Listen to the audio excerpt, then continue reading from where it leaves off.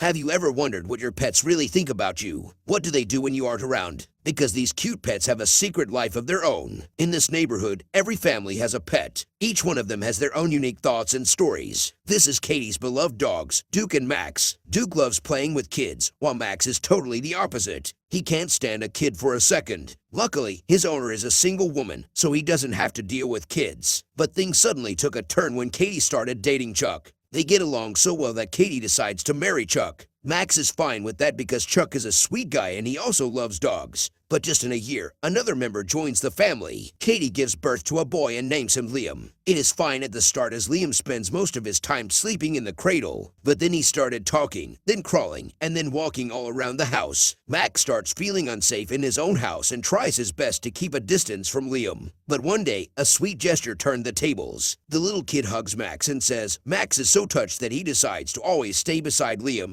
and protect him. Together with Duke, Max helps Liam explore new things. They even teach him how to walk. Max still doesn't like kids in general, but Liam is different. He is special and Max can't let anything bad happen to him. But keeping him safe is like a full-time job. Beside Max, other pets also have their own problems. One of them is Molly's cute little rabbit named Snowball. She treats him like a little child. She washes him and dresses him up in new clothes every day. When Molly leaves for school, Snowball gets in charge. Because of his superhero costume, he believes that he is born to save the world. Snowball peeks outside to find his next mission and spots Max. He advises Max to prepare Liam for preschool as he is going to join it soon. Max is against that idea as he believes the world outside is too dangerous. Liam should stay safe at home with Max. Suddenly, Duke reaches there and says that Liam is not at home. Max panics and uses his walkie-talkie to communicate with other pets. Luckily, one of them finds Liam hanging out with his dad. Max calms down, but his habit of stressing out has caused him to scratch his neck uncontrollably. Katie notices that and takes him to an animal doctor. He puts a pet cone around Max's head to stop him from scratching, but it is really uncomfortable. Luckily, he gets some good news, which uplifts his mood. They are going on a trip. Before leaving, Max wants someone to look after his favorite toy, Busy Bee. He gets in the neighbor's house where a pampered cat named Chloe lives. He asks her to take care of his toy, but Chloe doesn't seem willing. Max gets to the next house and meets Gidget, who immediately agrees to take care of a Busy Bee with all her life. Afterwards, the dogs get in the car and enjoy hanging their heads outside the window. Meanwhile, Gidget is holding on the Busy Bee while daydreaming about living a romantic life with Max. Suddenly, the toy slips and falls outside. It rolls down and ends up at the creepy apartment of an old woman which is filled with deadly cats. Gidget doesn't dare to enter the apartment and decides to ask Chloe for help. The old woman loves cats, so Chloe helps Gidget to disguise as a cat, but only the costume will not be enough. She must learn how to behave like a cat. She can't fetch like a dog or be a clumsy idiot. She must be elegant, proud, and careless like a real cat, and learn to destroy her owner's belongings. Once Gidget is fully ready, she heads to the apartment to get back the Busy Bee. The old woman welcomes her in the house and Gidget starts looking for the Busy Bee. She spots it at a high spot and climbs up to get it. Unfortunately, it is being held by a big scary cat. Gidget tries snatching the toy, but the big cat gets enraged. Luckily, another pet named Norman reaches there to help Gidget. Norman uses a laser light to distract the cats, but the Busy Bee also falls down. It's time for Plan B. Gidget pretends that she has grabbed and eaten the red dot created by the laser light. The cats drop their jaws as none of them ever succeeded in catching the red dot. They bow down to Gidget and call her the Queen of Cats. That's how Gidget gets back the Busy Bee and also becomes the leader of cats. In the other apartment, Snowball finally gets his first rescue mission. A dog named Daisy comes to ask for help.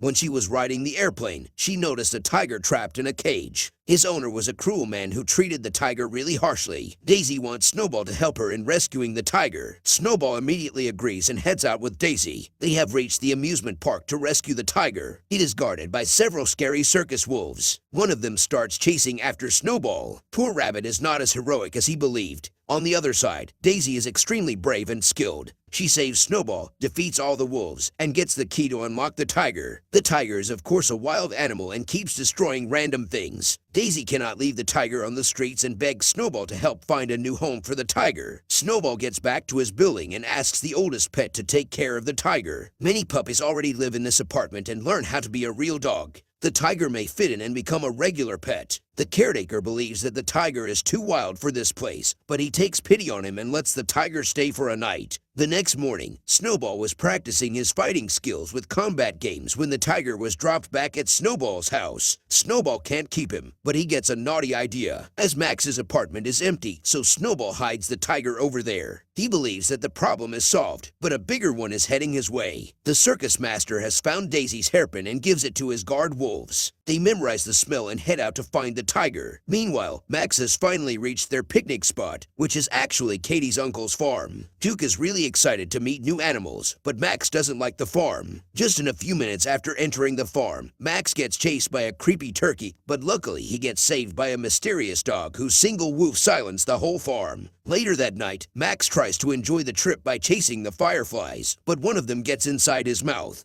He unintentionally washes his mouth in the mysterious dog's bowl. He forgives him this time and introduces himself as Rooster. He advises Max to let Liam run around. If he gets hurt, he will learn not to make the same mistake again. But Max is way too protective about Liam. The uncle doesn't let the dogs inside the house, but Max keeps peeking through the window to assure that Liam is alright. Afterward, he heads to the forest for a walk but encounters several creepy animals. Max is a real coward and starts to panic. Suddenly, a fox attacks him out of nowhere. Luckily, Rooster reaches there in time and scares away the fox. He tells Max to stop being so naive. Rooster also removes the pet cone and advises Max to be more vigilant. The next morning, Liam brings a storybook he wants to read. Max and Duke can't read, but they help Liam understand the story from the pictures. It's the story of the Little Red Riding Hood. As soon as the picture of the wolf appears, Max closes the book so Liam doesn't get scared. He tries changing the story, but Rooster reaches there and tells that the wolf ate the little girl and the grandma. Max tells him not to scare the kid, but Rooster believes that Liam is not the one who is a coward. It's Max who easily gets scared of everything. Max is left speechless and follows Rooster to see how he handles all the farm animals. He can control all the cattle alone and guide them to their barn. Suddenly, a pig comes out and starts eating the vegetables. Duke suggests that they call Rooster, but Max believes that he can control the situation. Unfortunately, the attempt backfires, and Max gets thrown down brutally. He accidentally breaks the fence and lets the sheep out. Rooster rushes there and guides the sheep back in, but a small one has already escaped into the wild.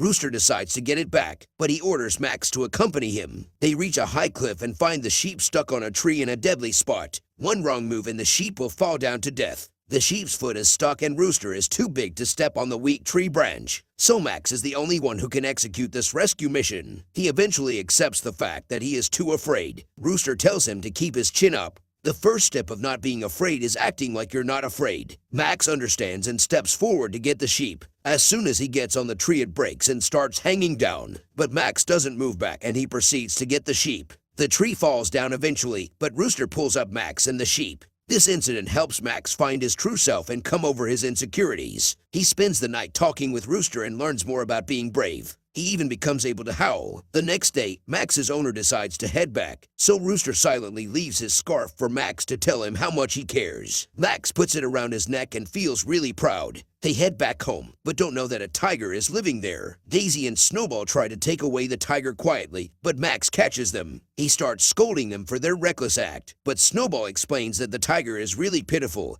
and needs their help. They peek out of the window and find that the wolves have already reached them. Max steps forward to handle them, but they are too many in number and throw Max away in the basement. Snowball and Daisy take the tiger to the roof, but the circus master reaches there with his wolves. They surround the tiger and he is shot by the tranquilizer. The circus master takes away the tiger and Daisy as well. Max can't give up so easily and teams up with Snowball. They get in a toy car and rush after the circus van. Moreover, they contact the other pets and ask for their help. Gidget gathers her cat team and promises to help. The cats throw away all the cat food and ask their owner to get more food. As soon as she gets in the car, the cats take over and head towards the circus van. Meanwhile, the circus master gets on the train and tortures the poor tiger. Max and Snowball also grab on the train and start looking for their friends. Snowball spots Daisy stuck in a cannon, and he rushes to help her while Max is chased by the wolves on the train roof. He isn't a coward anymore and faces the enemy bravely. He tricks the wolves to step on the poles and make them fall off the train. Meanwhile, Snowball is attacked by the circus monkey. Snowball uses the tricks he learned in the games and beats up the monkey. Then he gets Daisy out of the cannon and puts the monkey in her place. The monkey gets shot out of the train but accidentally hits Max. They fall off the train but Max doesn't give up.